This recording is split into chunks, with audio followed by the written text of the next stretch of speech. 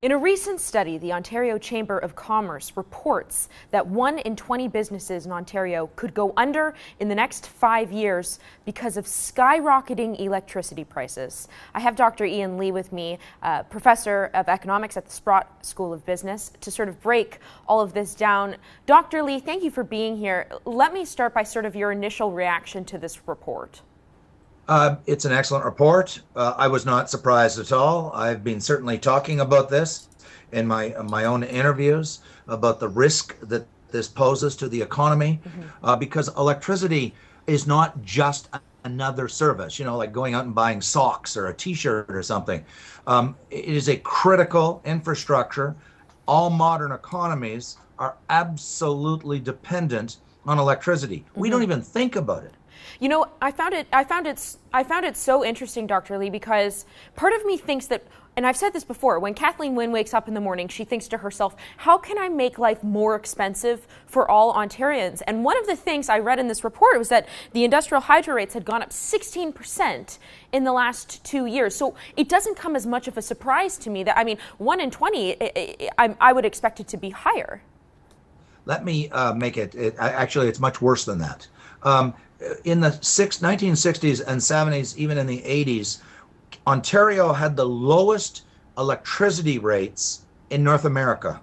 Today, and it's documented in this report, we now have the highest electricity rates in North America, higher than New York State that we're competing against, higher than Pennsylvania, higher than the New England states, higher than Texas, higher than Manitoba, higher than Quebec, and so forth.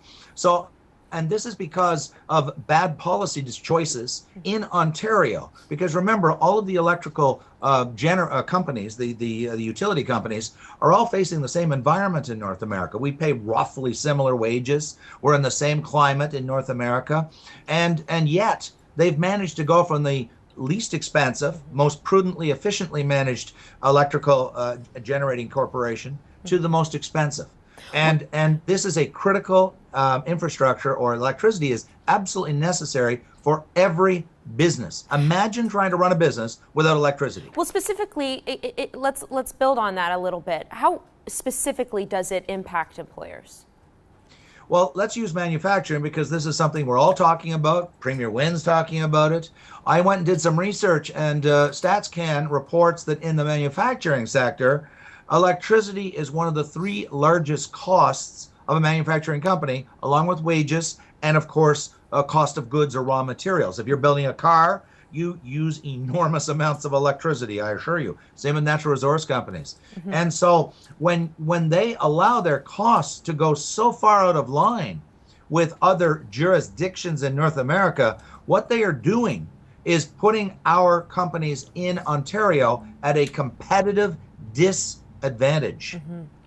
Traditionally, there has been manufacturing on both sides of the border, and now manufacturing manufacturing companies are having to choose where to go. In fact, they've actually already chosen, and Michigan is a perfect example, because Michigan has very cheap electricity, but it's also a right-to-work state, right? Right. I argue that, as you know, in the last several years, we've had all these stories of companies that have announced that they're closing the plant and they're moving to the United States. And there are reasons for this. They're not doing it flippantly or frivolously. I disagree strongly with the unions, such as Jerry Diaz at Unifor, who says, well, we're competitive with the United States. We are not. And we're not competitive in 2 areas. One area, our wages, our productivity is lower than in the U.S. In auto manufacturing, and our wages are higher. And secondly, our electricity costs are higher and getting steadily higher. That is to say, the gap is widening in Ontario vis-a-vis New York or Texas or some of these other states. So we are hurting ourselves very badly because, of course, these large companies employ a lot of Canadians. And by creating these competitive, or at least generating policies, approving policies that lead to this competitive disadvantage, we are literally almost incentivizing companies to close down and move to the United States. The report offers 10 recommendations. One of those recommendations is to increase transparency. Well, of course, that's not going to bring electricity prices down. You know, what should be done? I'll ask you to make sort of a prediction on what will happen in the future, too. They've got to stop, get rid of the ideological agenda for solar panels and wind. If the market does that, that's fine. But they have used the Ontario hydro system as a social laboratory experiment for their ideology and their ideological ideas about what markets should be doing.